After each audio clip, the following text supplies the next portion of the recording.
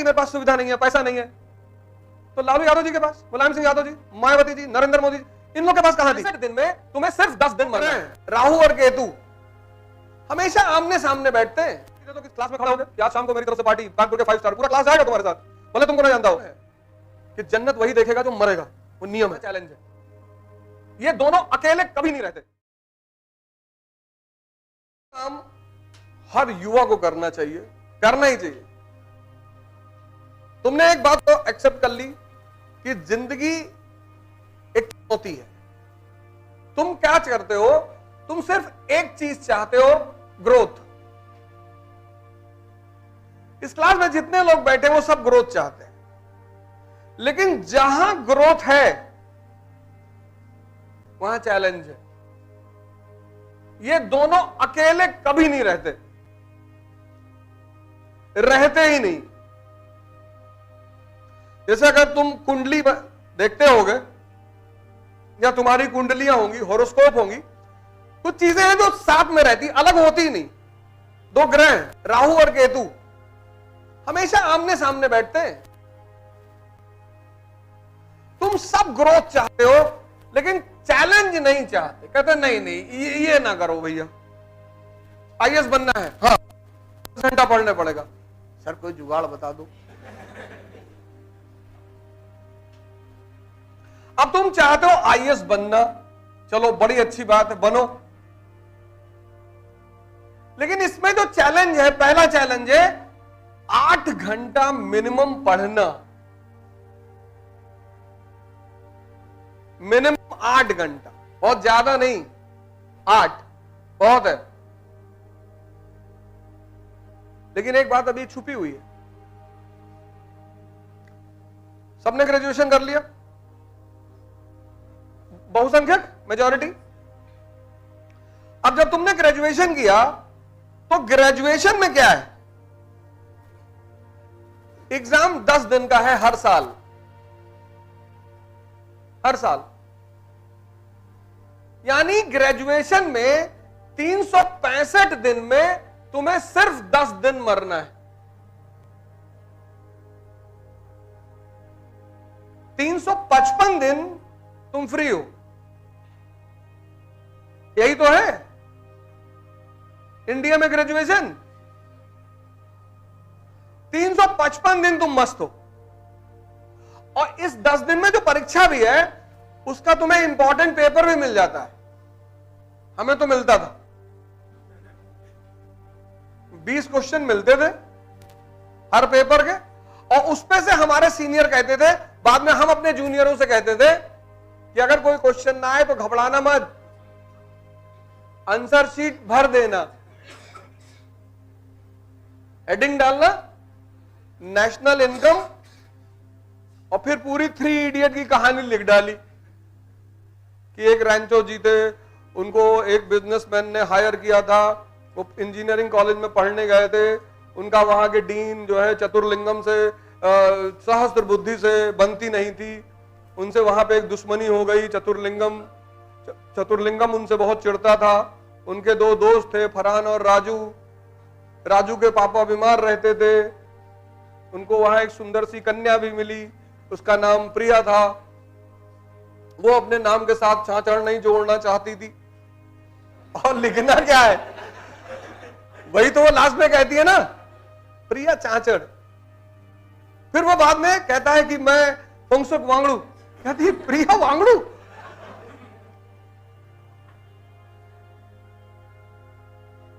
यहां क्या है? यहां 8 घंटे 365 दिन पढ़ना है। ये चुनौती है, ये चैलेंज है जिससे तुम बचना चाहते हो। यहां सिर्फ 10 दिन पढ़ना है। बात पहली समझ में आई कैसे ग्रोथ के साथ चुनौती का संबंध होता है?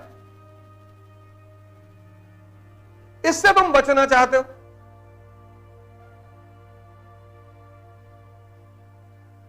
तुमने आज तक इस पे गौर नहीं किया होगा, आज मैं तुम्हें गौर करवा रहा हूं। इससे बचना चाहते हो, इससे तुम उसी मोड में रहना चाहते हो। कुछ इंपॉर्टेंट बता दो, कुछ पेपर बता दो, कुछ किताब बता दो, कुछ नोट्स ऐसा दे दो, कुछ तावीज पहनवा दो, नहीं है भैया। नियम है कि जन्नत वही देखेगा जो मरेगा, वो नियम है। और नियम कभी नहीं टूटते, किसी के लिए नहीं टूटे। इतने अमीर अमीर लोग हिंदुस्तान में हैं जिनको कोई कमी नहीं थी, पर वो अपने बच्चों को अपने जैसा महान नहीं बना पाए। जितने महान अमिताभ बच्चन जी हैं, अभिषेक बच्चन,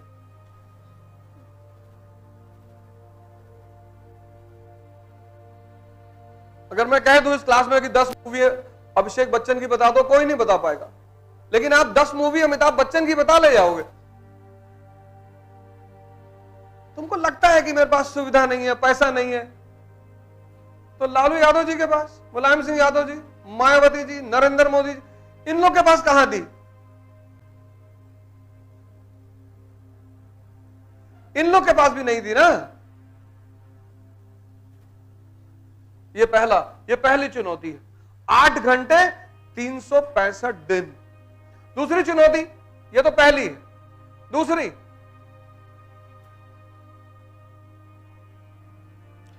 संसार छोड़ना पड़ेगा। क्यों? 1 साल के लिए, बस 1 साल। उसके तो संसार तुमको कूद के पकड़ लेगा। हाँ हाँ हाँ बिल्कुल, मैं बता रहा हूं कैसे। उसके बाद जैसे अब ये 2 लड़के सिलेक्टेड हो गए, अब पूरा संसार इनके पीछे खड़ा हो गया।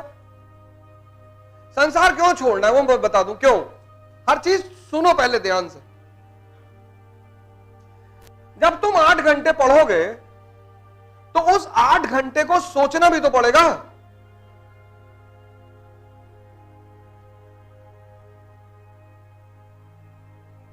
मनन भी तो करना पड़ेगा। तुम 16 घंटा थोड़ी पढ़ोगे, तुम 8 घंटे पढ़ोगे, फिर उसको हजम करोगे। तुम अध्ययन तो करते हो, मनन नहीं करते। और जो लड़का मनन करेगा, मनन, वो किसी से बात नहीं कर सकता फालतू की। तुम देखो, अगर तुम किसी मुद्दे पर उलझे हुए हो और उस मुद्दे के अलावा तुमसे कोई बात कर रहा हो, तुम तुरंत नाराज हो जाते हो, नहीं होते? ये दूसरा चैलेंज है। 20 साल तुम जिस संसार के हिस्से थे, उसको एक बैग से छोड़ोगे तुम? ये दूसरी चुनौती है। इसीलिए तो तुमको याद नहीं रहता। तुम 10-10, 15-15 घंटे बहुत लोग पढ़ते होगे, तुम्हें कुछ याद ही नहीं है। क्यों नहीं है? क्योंकि तुमने हजम नहीं किया, तुमने डाइजेस्ट नहीं किया, उस पर काम ही नहीं किया।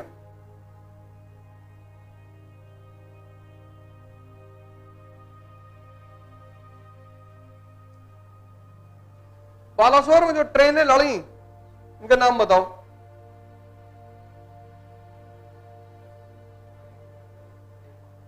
देखो, इतनी बड़ी घटना है, घटना बड़ी है ना। और 2 दिन 3 दिन पहले की है। तुमसे मतलब ही नहीं,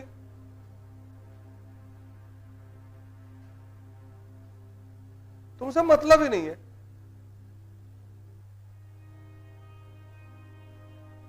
इसलिए जो लड़का आईएएस की तैयारी करता है और सीरियस हो जाता है, उसको लोग घमंडी कहने लगते हैं कि अरे दिमाग खराब हो गया है, अभी तो आईएएस बने भी नहीं लेकिन दिमाग खराब हो गया, किसी से बात नहीं करते हैं। मैं गया था नीचे, मुझसे मिलने ही नहीं आए। अबे हमको चुनाव लड़ना है जो तुमसे मिलने आए? हम नेता हैं। हमारे लड़के का मुंडन था, उसमें नहीं आए। हमारी शादी थी, उसमें नहीं आए। तुम्हारी शादी में आते तो हमारी भी करवाते तुम। दुख में जाओ किसी के, वहां तुम्हारी जरूरत होती है उसको। सुख में तो वैसे ही इतने लोग घेर रहे हैं।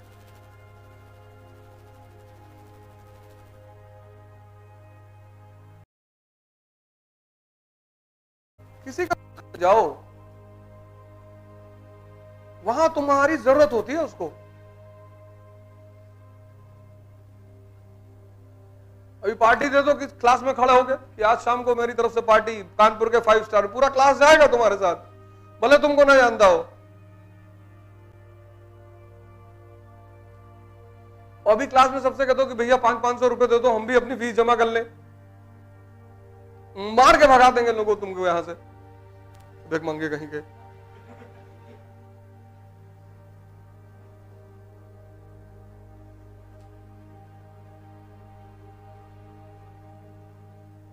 दूसरी चुनौती,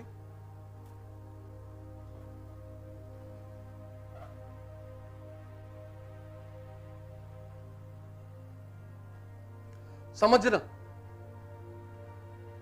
तुमने पढ़ा ही नहीं इस एंगल से कभी।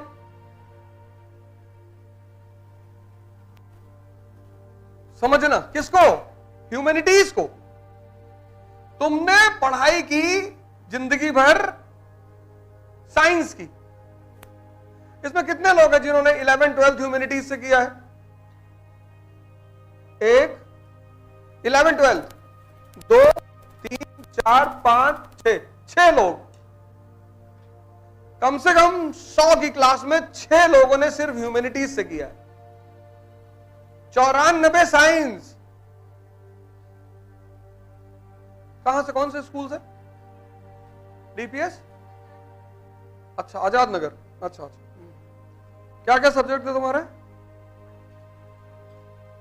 Polity, science, geography.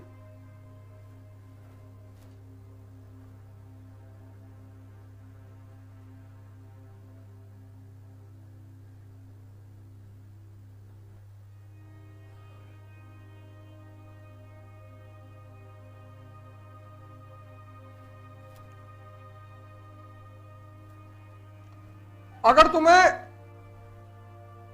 Sahara desert में, नाम सुना, कोई शॉप खोलने के लिए कहा जाए तो किस चीज की खोलोगे? पानी की। सही कह रही है, मरुस्थल है।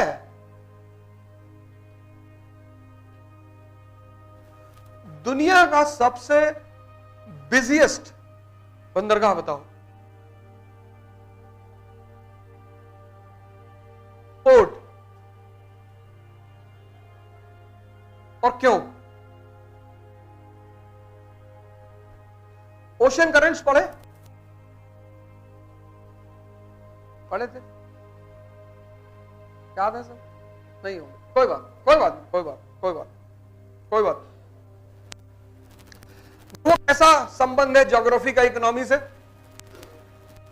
इसने क्या कहा, मैं पानी की दुकान खोलूंगी। कितना संबंध है ज्योग्राफी का इकोनॉमी से? तुम वहां परफ्यूम की दुकान भी खोल सकती हो। पानी कम है, लोग नहाते कम है, 15-15, 20-20 दिन नहीं नहाते।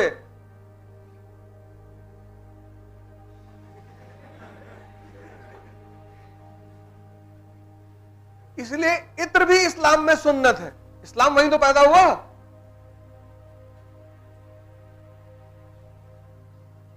देखो ज्योग्राफी का इकोनॉमी से संबंध। और तुम 94 लोग जितने यहां क्लास में बैठे हो, तुम 10th तक पढ़े ह्यूमैनिटीज, और वो भी तुम्हारी टीचरों ने ये कहा कि आगे इसका कोई काम नहीं है, तुमको पता ही नहीं ज्योग्राफी क्यों पढ़नी, पॉलिटी क्यों पढ़नी, बस तुम पढ़े जा रहे हो। तो चूंकि तुम्हें पता नहीं क्यों पढ़नी, इसलिए तुम रटने पे जोर देते हो कि जल्दी से रट ले, कोई फायदा नहीं।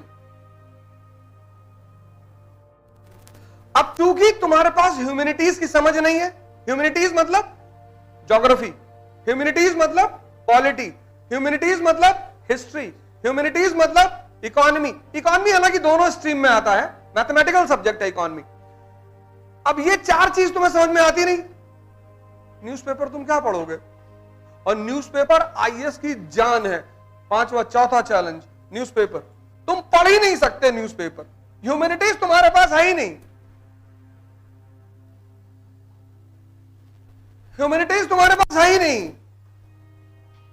और पूरे न्यूज़पेपर में साइंस का एक पेज हिंदू में आता है थर्सडे को, 94 लोग इस क्लास में बैठे हो,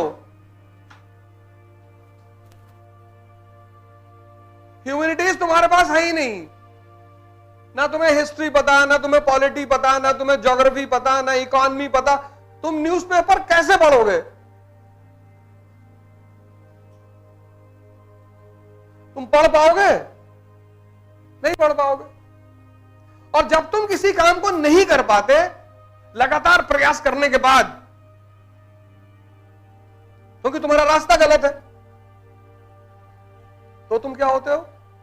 उस चीज से तुम्हें नफरत पैदा हो जाती है। तुम रिकॉर्ड कर रहे हो मुझे पता है, लेकिन मैं तुम्हें कुछ बोल नहीं रहा हूं। कोई बात, कोई बात, कर तो रहे हो बेटा।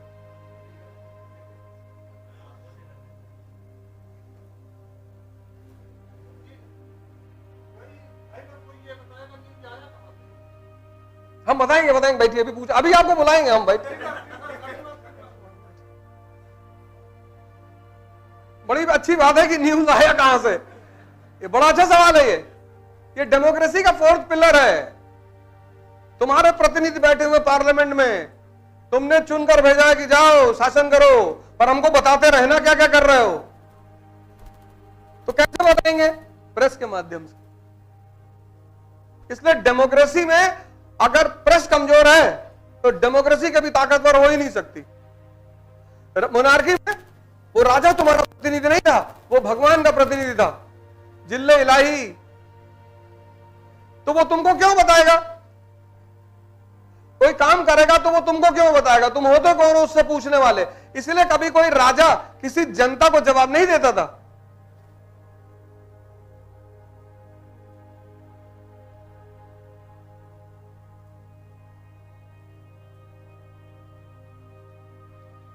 कभी नहीं। लेकिन आज तुम्हारा तंत्र है, हमारा, जनता का, we the people of India. अब ये 4 चैलेंज तुम्हारे सामने है। ये अब गौर करना जो मैं कहने जा रहा हूं। इन सब के अलावा, ये तो है ही है, इन सब के अलावा तुम्हारे अपने पर्सनल रायते हैं। पर्सनल कि बबलुआ बदतमीज बहुत है, जानबूझ के मेरी साइकिल पे खरोच मार देता है, और पूनम को संजय से बात नहीं करना चाहिए था, गलत बात है, ये जो है बहुत बदतमीज टाइप का लड़का है, वो समझ नहीं रही, बेचारी इनोसेंट है, तुम मना करो उसके साथ चाय पीने ना जाया करे। तुम सोशल रिफॉर्मर हो। इतना तो फिक्स चैलेंज है, ये तो फिक्स है, ये तो कोई हटा ही नहीं सकता। इसके अलावा तुमने कुछ चुनौतियां खरीद रखी हैं खुद से कि बरेली वाली बुआ मकान में हिस्सा मांग रही हैं। मांगने दो। जिस लाल किला को अकबर ने बनवाया था वो आज गवर्नमेंट के कब्जे में है। जिस लाल किला को शाहजहां ने बनाया था वो आज भारत सरकार के कब्जे में है। यहां किसी का कुछ भी नहीं है। जब तक जिंदा हो दूसरों का कब्जा करके रखो। अपना क्यों बना रहे हो? क्यों बुद्धि लगा रहे हो उसमें?